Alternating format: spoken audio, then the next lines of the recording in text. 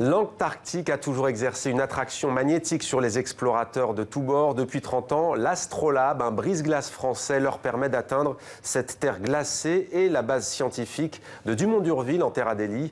À travers des photos rares et des témoignages puissants et exclusifs, Stéphane Dugast et Daphné Buiron rendent hommage à ce bateau. Stéphane Dugast est avec nous. Bonsoir. Bonsoir. Bienvenue sur TV5 Monde. Merci d'être avec nous. Vous êtes journaliste pour les magazines Géo et Marine et Océan. Vous êtes aussi réalisateur, documentariste, spécialiste des pôles et vous êtes donc le co-auteur avec Daphné Buiron qui devait être avec nous mais qui est en Antarctique justement. Alors l'Astrolabe, le passeur de l'Antarctique, édition du Chêne EPA. La préface est signée Jean-Louis Etienne. Alors ce brise-glace, Stéphane Dugast, l'Astrolabe, 4e du nom parce qu'il y en a 4, a quitté le port de Brest l'été dernier, le 12 août précisément. Il a appareillé il y a 3 semaines pour sa première mission de soutien logistique au profit des bases scientifiques du Dumont-d'Urville en Terre Adélie. C'est en Antarctique. Est-ce que vous avez des nouvelles? J'ai des bonnes nouvelles. L'Astrolabe, donc 4e du nom, est proche de la Terre Adélie, proche de Dumont-d'Urville, proche de cette base que les initiés appellent DDU. Et il est proche, mais il y a une barrière de glace qui pour l'instant l'empêche de rentrer près de l'île des Pétrels, puisque effectivement on parle toujours du réchauffement climatique, on a toujours tendance à croire que ça fond et que du coup il y a moins de glace, mais c'est plus complexe que cela. Et au final, depuis ces dernières années, l'Astrolabe est souvent bloqué à une quarantaine de kilomètres de Dumont-d'Urville. C'est paradoxal ça, pourquoi? C'est paradoxal parce que pour le grand public, ça fond, donc il y a moins de glace, moins de banquise, mais non, parce qu'en fait, les mécanismes sont beaucoup plus complexes et que la banquise est par essence imprévisible. Alors, les dernières nouvelles sont plutôt bonnes donc. Vous consacrez un livre à l'Astrolabe, 3e du nom. Pourquoi celui-ci ?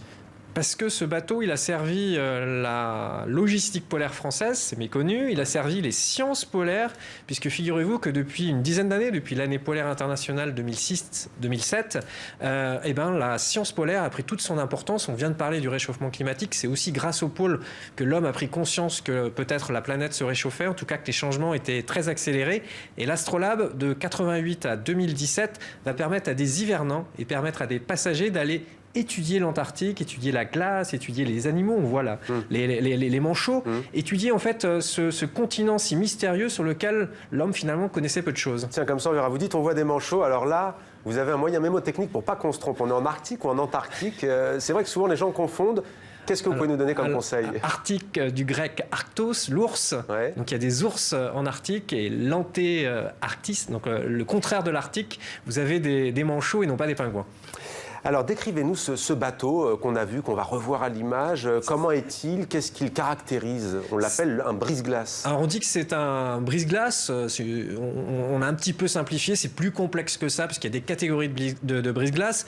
Il n'est pas tout à fait un brise-glace, mais pour moi il a un brise-glace puisqu'il peut franchir la glace. Et c'est un bateau rondouillard qui a un faible tirant d'eau. C'est-à-dire qu'en fait il peut s'approcher de hauts fonds, de fonds rocailleux et rocheux, ce qui est le cas aux alentours de Dumont-d'Urville. Et surtout la France l'a acquis en 1988 pour à l'époque construire une piste d'aviation puisqu'on voulait s'affranchir justement de ce bateau et ce ravitaillement maritime. Puis l'histoire va en décider tout à fait autrement. C'est très français. On achète le bateau, on se dit qu'on va arrêter de l'utiliser, qu'on utilisera une piste d'aviation et Dame Nature sera la plus forte puisque la piste d'aviation durera quelques mois et sera complètement détruite. Mais on lui redonne une seconde vie. Voilà. Transport humain, matériel donc entre la base de Hobart en Tasmanie et la station scientifique DDU Dumont-d'Urville. Alors il a servi entre 88 et 2017, il a défié beaucoup de mers australes. Qu'est-ce qui lui permet de se faufiler comme ça dans le dédale des glaces au juste ? C'est une histoire d'homme, c'est une histoire d'aventure humaine, c'est le savoir-faire des capitaines, des commandants, parce qu'il faut savoir naviguer dans les glaces. C'est caractéristique, il est un peu fort des hanches, il arrive à se faufiler tant bien que mal. Du coup, ça lui donne, quand on est dans les 40e et 50e rugissants, beaucoup de roulis, donc on avait même surnommé le Gastrolabe. Et puis c'est un bateau qui permettait à des gens de finalement quitter la civilisation, d'avoir un voyage véritablement initiatique. Donc je disais, dans les 40e rugissants, où ça bouge dans tous les sens, où c'est un endroit très hostile sur la planète, et d'arriver face à ce grand continent blanc si mystérieux. Donc c'est vraiment, là, vous avez tous les ingrédients d'un bon film d'aventure. Et il y a un explorateur, Jean-Louis Etienne, qui, comme vous, aime quitter la civilisation. Vous avez voulu savoir ce que représentait pour lui l'Astrolabe. On regarde cette séquence tournée par vos soins. Alors l'exploration polaire française, elle est d'avant-garde. Elle est ancienne. Elle a pris corps au tout début où les nations ont décidé d'installer une base sur ce continent. Les Français ont été parmi les premiers. Il y a eu un acharnement, je dirais, de Paul-Émile Victor pour que ça perdure. à un moment donné où il y avait d'autres préoccupations budgétaires. Et en fait, les scientifiques passionnés, forcément, c'est que des passionnés qui vont là-bas, ont fait un travail remarquable. Il y a une liste de tous les manchots qui ont été visités. En fait, c'est formidable, tous les recueils d'observations qui ont été faits, qui sont des pièces rares. La France possède un inventaire de la faune antarctique qui est quasiment unique. Cette exploration continue. Elle continue parce que l'Antarctique est dans le cœur des gens.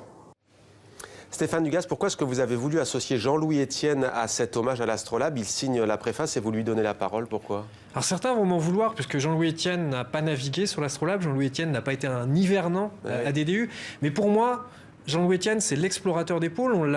Je l'ai découvert, en tout cas, moi j'étais jeune en 86, j'avais 12 ans, il m'a fait rêver. Il est allé au pôle Nord, il était le premier à atteindre le pôle Nord, et plus tard, il fera cette traversée complètement hallucinante du continent antarctique en traîneau à chien avec une expédition internationale. J'ai eu la chance de le rencontrer sur le terrain et c'est quelqu'un pour moi qui incarne l'aventure, qui incarne les pôles et surtout qui incarne ce recul qui est nécessaire et cette interaction qui est indispensable entre l'exploration et les sciences et le faire savoir au grand public. Et justement, on a l'impression parfois que la France est un peu trop timorée, qu'elle ne fait pas connaître cette aventure énorme. On vient d'entendre d'ailleurs Jean-Louis Etienne, il nous dit carrément que la France est une nation polaire. On parle de nation polaire. C'est une nation polaire. On fête cette année les 70 ans des expéditions polaires françaises, EPF, qui sont devenues l'Institut polaire Paul-Émile Victor.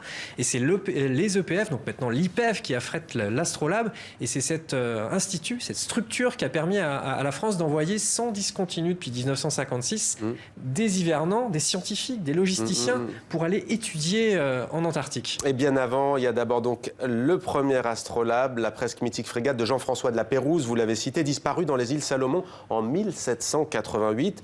1840 ensuite à Terre Adélie, c'est la découverte. La corvette avec laquelle Jules Dumont d'Urville a découvert cette contrée très lointaine. À quoi sert cette fameuse DDU au juste aujourd'hui? C'est une base avancée. Qu'est-ce qu'elle a d'unique en fait? Cette base, elle est située en bordure du continent antarctique. Donc le continent antarctique, c'est un continent, une île qui est recouverte de glace avec un point haut qui peut culminer jusqu'à 3800 mètres. Et DDU est en bordure.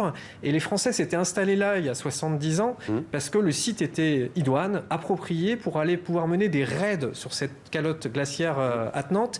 Et depuis, la France partage une base à l'intérieur du continent avec les Italiens, la base de Concordia. Donc DDU, la base du Mont d'Urville, est un point d'appui qui permet ensuite d'organiser des raids pour ravitailler, puisque le vrai succès et j'allais dire la vraie réussite de tout ça, c'est de faire durer le ravitaillement des hommes pour que les scientifiques, les logisticiens puissent durer sur place. Ouais, mais justement, pour faire quoi scientifiquement? Quel est l'objectif? L'objectif, c'est d'être in situ, d'avoir des mesures qui puissent s'étalonner d'une année sur l'autre. Et nous, Français, depuis 1956, on a été aux mêmes endroits. Donc en étant aux mêmes endroits, on est capable de savoir l'évolution pour l'atmosphère, l'évolution des glaces, de faire des comparaisons de populations d'animaux. Bref, d'avoir un vaste échantillon et, comme le disait Jean-Louis Etienne, d'avoir un catalogue peut-être, où il parlait des manchots, en tout cas d'avoir un catalogue qui soit complet sur une cinquantaine d'années. Alors justement, vous y êtes allé, on est en 2017, le constat, il dit quoi? Le constat, contrairement à l'Arctique où les phénomènes sont assez frappants, les glaciers qui fondent, etc., c'est beaucoup plus complexe à mon sens en Antarctique puisque les changements ne sont pas les mêmes. Ouais. Ce qui est intéressant sur ce continent, c'est que c'est une terre de science et de paix. C'est le seul continent au monde qui n'appartient à personne, mais où tout autour de ce continent, c'est parsemé de bases scientifiques, nord-américaines, canadiennes, norvégiennes, russes, coréennes, et tous ces gens travaillent, et ceux même pendant la guerre froide, travaillent vraiment en concertation les uns les autres et mènent des missions scientifiques qui nous permettent de dire des choses. Ouais. Et c'est notamment les Français qui ont compris les premiers que les glaces de l'Antarctique contenaient en fait tout le climat de notre planète et qu'on allait pouvoir un petit peu mieux comparer les choses. Alors justement, vous l'avez dit, vous avez cité plusieurs nationalités, russes, américaines, françaises, Corée du Sud, pas de politique là, et ça, dans votre ouvrage, c'est magnifiquement retranscrit. C'est une aventure fabuleuse et humaine qui se retrouve à Terre Adélie. En Terre Adélie, c'est ça, c'est l'aventure humaine, c'est des valeurs de solidarité, puisqu'on est sur un continent où au cœur du continent, les températures peuvent aller jusqu'à moins 89 degrés Celsius. Le vent est terrible et vous pouvez imaginer qu'en hiver, les conditions sont très très dures. D'ailleurs, finalement, l'homme a conquis le pôle Sud très tardivement, 60 ans avant de conquérir la Lune. On est dans les années 10. Ouais. Et il y a des scientifiques, notamment encore un Français, Jean-Baptiste Charcot, qui va comprendre qu'il faut durer sur place, hiverner. Bon, à l'époque, il hiverne avec son bateau. Et rapidement, Paul-Émile Victor et d'autres gens vont comprendre qu'il faut avoir une base pour pouvoir mener des missions scientifiques sur la durée. Il y a une dimension artistique aussi, il y a des artistes. Évidemment, il y en a un qui nous a fait connaître, qui nous a fait rêver avec ses manchots, c'est Luc Jacquel, cinéaste. Il y a ses amis plongeurs Laurent Balesta, Vincent Munier, d'autres moins connus mais qui nous font rêver. Il y a cette bande dessinée d'Emmanuel et François Lepage qui nous ont fait découvrir l'univers polaire. Bref, c'est forcément une terre qui fascine, c'est forcément une terre qui inspire. Alors on va parler quand même de vous. Pour terminer, ça fait maintenant quasiment 20 ans que vous parcourez ces zones hors civilisation, comme vous le dites. Pourquoi au juste? Qu'est-ce que ça vous apporte? J'ai beaucoup lu Jules Verne. Jules Verne m'a transporté. Je suis d'une génération où on lisait et on allait aussi au cinéma et à la télé, mais avec cette génération du Spielberg où l'Indiana Jones me faisait rêver. Et j'ai essayé de faire la synthèse de tout ça et de comprendre en tout cas, d'essayer d'aller dans des endroits peu fréquentés. J'ai eu cette chance aussi de beaucoup fréquenter les bâtiments de la Marine nationale qui m'ont permis d'aller dans des endroits très très reculés. Je pense à l'atoll de Clipperton, au Vanuatu, en Nouvelle-Calédonie.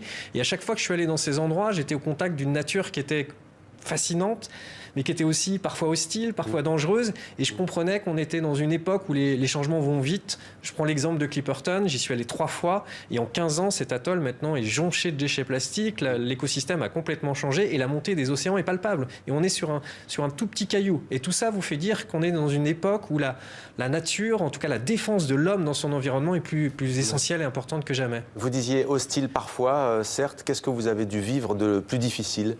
Alors je suis pas un explorateur parce que je suis aussi à la Société des explorateurs français, qui fête aussi ses 80 ans, que d'anniversaire, où chez nous, des exploratrices et des explorateurs font des grands défis sportifs. Moi, je suis dans la quête des rencontres, que les gens soient scientifiques, des autochtones, et j'essaye de vivre au plus près de tout ça. Il y a moins de défis physiques et sportifs, mais il y a un défi, j'allais dire, peut-être un peu intellectuel, sur des livres, sur des films. Il s'agit de témoigner, de le raconter au plus grand nombre et au grand public. Et température ressentie la plus froide pour vous? C'était en Sibérie, pas loin, enfin non, même très au nord de la Sibérie. Et j'en ai eu l'épiderme des cuisses gelées parce que j'étais mal équipé et ça devait être un moins 45, mais c'était le vent qui était terrible. Ouais. Merci beaucoup Stéphane Dugaz d'être venu sur notre plateau et de nous avoir transportés en Terre Adélie à bord de l'Astrolabe, le passeur de l'Antarctique, préface de Jean-Louis Etienne, c'est aux éditions du Chêne EPA. Merci beaucoup. Merci Mohamed.